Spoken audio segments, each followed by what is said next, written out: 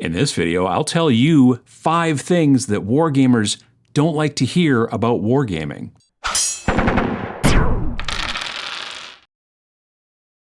Truth is sometimes a difficult thing. It's frequently not fun, even when it relates to games that we play, which are supposed to be fun kind of by definition.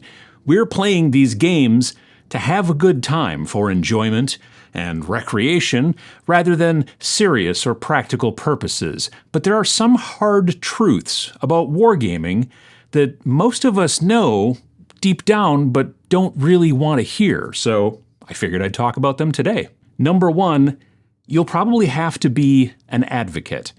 I talked about being a wargaming advocate a few times in the 12 years or so that I've been producing videos on this channel.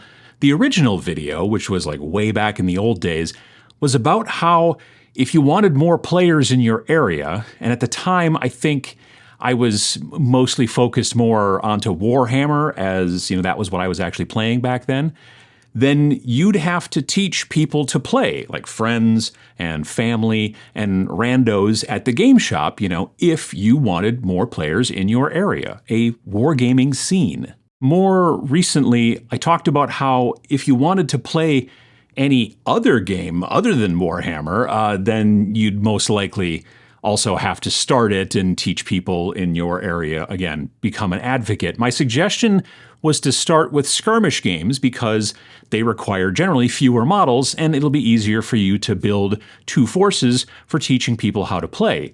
If you want to teach people army-style games, right, then you're going to have to buy, build, and paint a lot more models than you would with a skirmish game. But if you want people to play the game that you like, you have to become an advocate. Most wargamers aren't interested in making the effort to champion a specific game or even just wargaming in general, in their area. Most players would just like to show up at a club or a store and play games with the people who are already there, who are also ready to play that same game. But I guarantee you, if there are people at that club or at that store, just like you are, they got there because they heard that players would be there. And if the store didn't really set up the time for players to come and play, and many of the stores just don't have the time to do that these days, then it was some other player who took the reins and organized it. We would all love, truly, if other people did the work, right? If other people set up Wargames night at the local shop and set up a Discord or whatever, so you can spread the word and get people together and all that kind of stuff, that'd be great.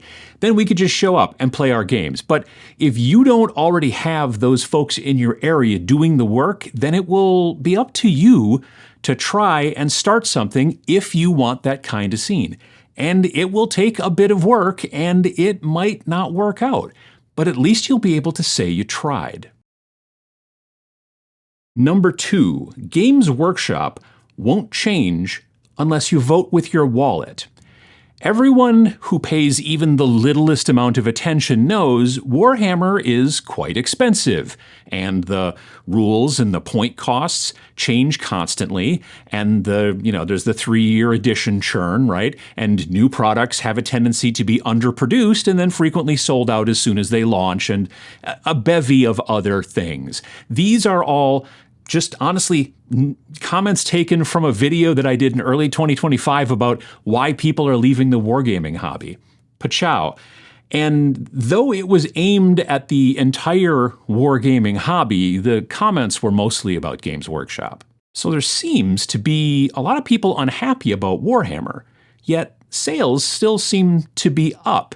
They're a publicly held organization, therefore they have to publish yearly sales and financials and all of their reporting and all that kind of stuff. And people into reading those documents can see that for all the troubles and complaints, Games Workshop seems to be doing just fine.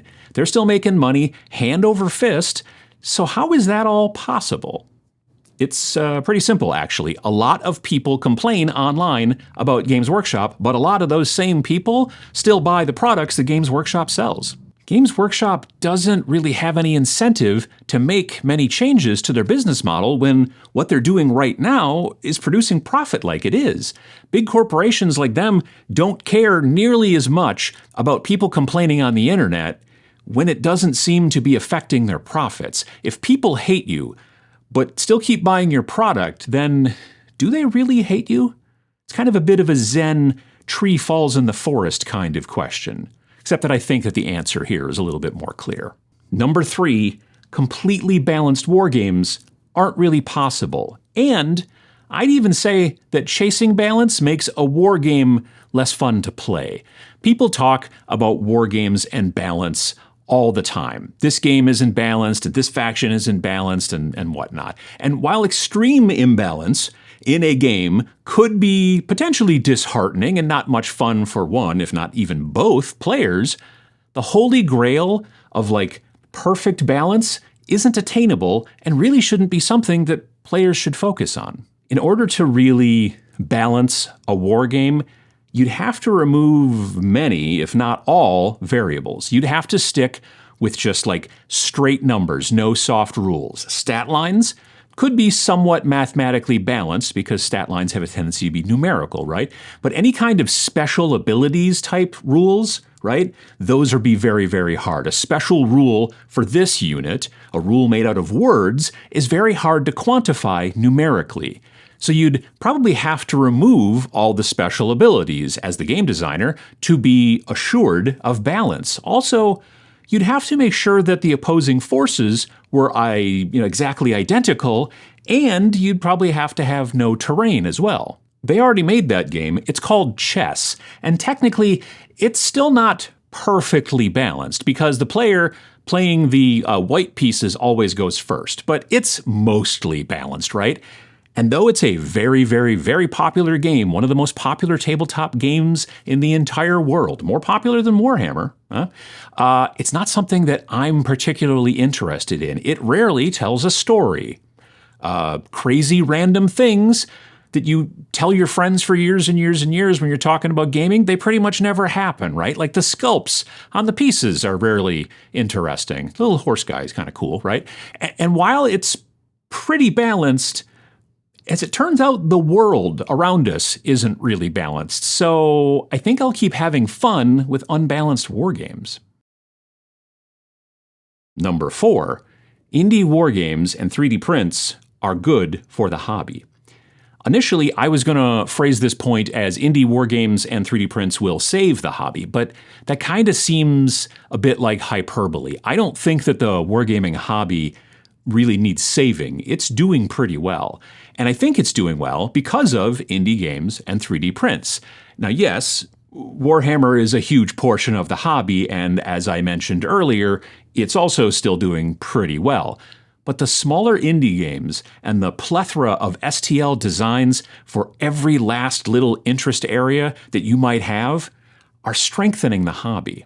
While some folks think that more wargames to choose from is bad for the hobby and fractures the player base, that actually couldn't be further from the truth. If you only have one choice in wargaming titles, and that choice doesn't appeal to you, right? Like there's only one wargame in all of wargaming, and well then, if you don't like that game, then you will be more likely to kind of make the choice to instead go and do something else outside of wargaming altogether. But when you can find a specific game that makes you happy and is like right up your alley, then you are more likely to stay in the wargaming hobby and potentially become an advocate and convert others to the cause as well. And as for 3D prints, it's kind of pretty obviously the future. Now, I'm not saying it'll completely supplant like plastic models on sprues and all that kind of stuff, right? But it is a far easier solution for smaller companies to get into STLs and 3D printing stuff than it is to get full-blown into like plastic production. And if the last 5 years have taught us anything, it's that shipping products all around the globe is getting harder and more expensive year after year. There's no tariffs on digital downloads, at least, well, not yet, right? And when you print those digital downloads, there also aren't any mold lines to scrape off either. Now, sometimes there's those little 3D print like support bumps, little nipples and all that kind of stuff, but I prefer getting rid of those than I do, to mold lines. And lastly, number 5, clickbait and drama get views because people click on them. This is more about the kind of social media aspect of wargaming, but the internet and wargaming are very entwined today. I would say that the vast majority of people who got interested in wargaming in like the last decade or so and wanted to learn more went to the internet, mostly YouTube, rather than say to their like local library or even their local game store.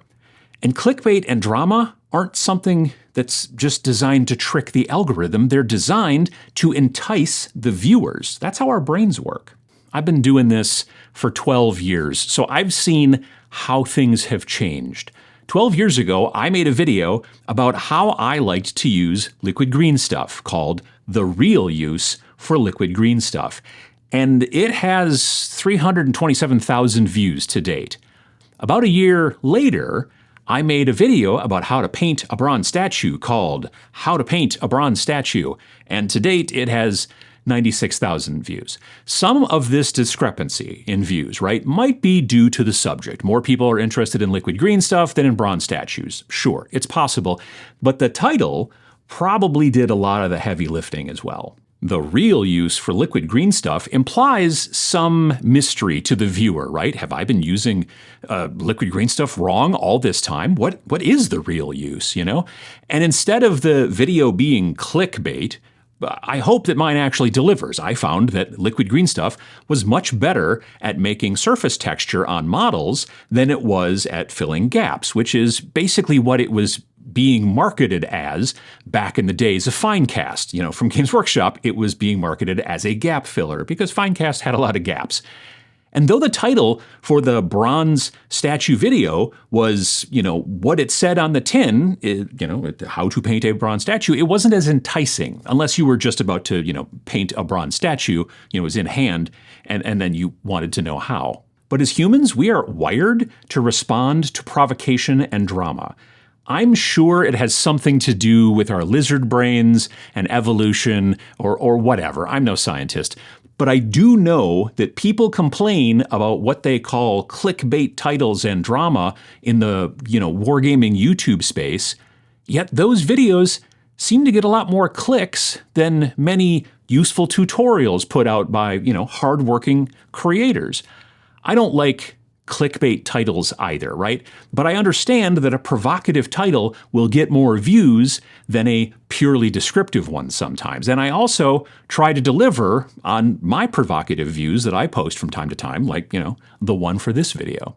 So I hope that this video helps you to maybe swallow some hard pills in your understanding of the wargaming hobby. There's platitudes that get kind of thrown around online a lot about this hobby, but then there's also the truths that many of us don't really want to hear, due to some beliefs that we've maybe held for a long time or whatever. What are some of the things that you think wargamers don't want to hear? Let us know down in the comments below, and while you're down there, please engage in depressmentation of the like button. It's a hard truth, but doing that actually seems to help the channel. It's some sort of weird YouTube thing. If you want to see more videos every single week while you're down there, click the subscribe button. It's free. Thanks for watching.